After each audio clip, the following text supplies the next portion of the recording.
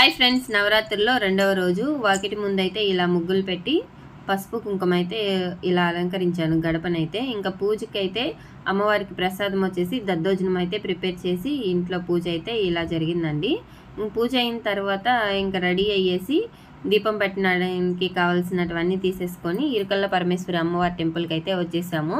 ఈరోజు రెండవ రోజు అలంకరణ వచ్చేసి అన్నపూర్ణాదేవి అలంకరణ. అందుకని చెప్పేసి మధ్యాహ్నం భోజనానికి అయితే రెడీ చేస్తూ ఉన్నారు మార్నింగ్ నుంచే. ఇంకా దీపం పెట్టేసాము.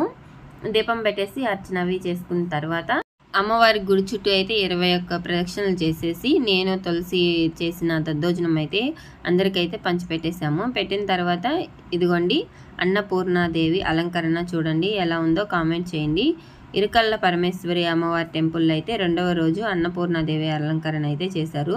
ఇంకా దీపాలు పెట్టి అందరూ అయితే తిరుగుతున్నారు. ఇంకా మా పూజ అయితే కంప్లీట్ అయిపోయింది. ఇంటికైతే వచ్చేసాము.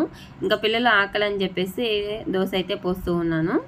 ఈరోజు చట్నీ అయితే చేయలేదు, ఆకుకూర పప్పు ఉంది, అది అలాగే కారం వేసుకొని అయితే తినేసాము. ఈరోజు టిఫిన్ అయితే ఇలా కంప్లీట్ అయ్యింది. ఇంకా టిఫిన్ అయ్యి తినేసిన తర్వాత వంట అయితే ప్రిపేర్ చేసేసాను.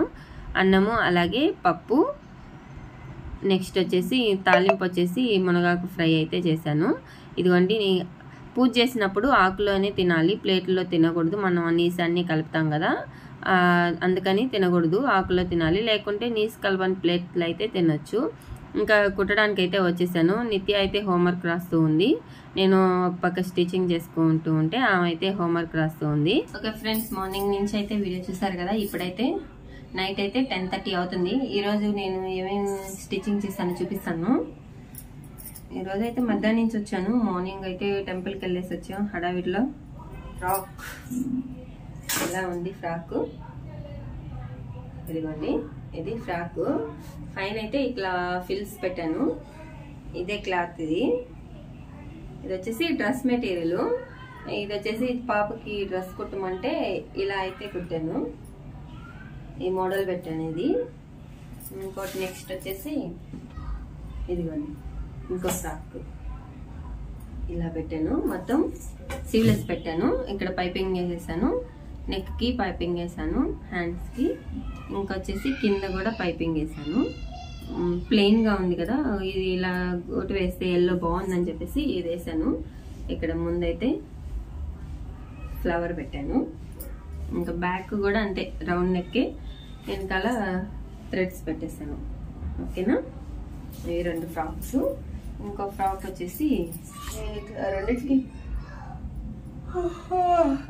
నిద్ర వస్తూ ఉంది. మార్నింగ్ 4కి లేసే కొందికి ఇప్పుడు 10:30 అయ్యే కొందికి నిద్ర వస్తూ ఉంది.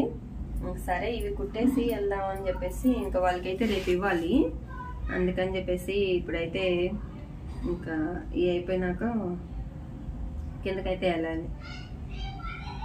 ఇదిగోండి ఇంకో ఫ్రాక్, ఇది 3 లేయర్స్.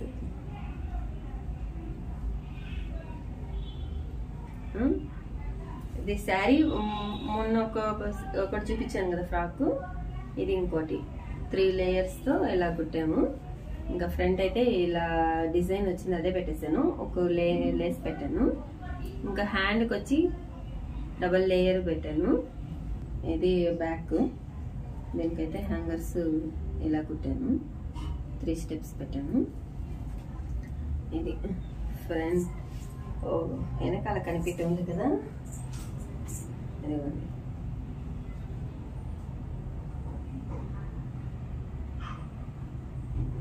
ఓకే, నేనైతే ఈరోజు కుట్టాను 3 ఫ్రాక్స్ అయితే కుట్టాను.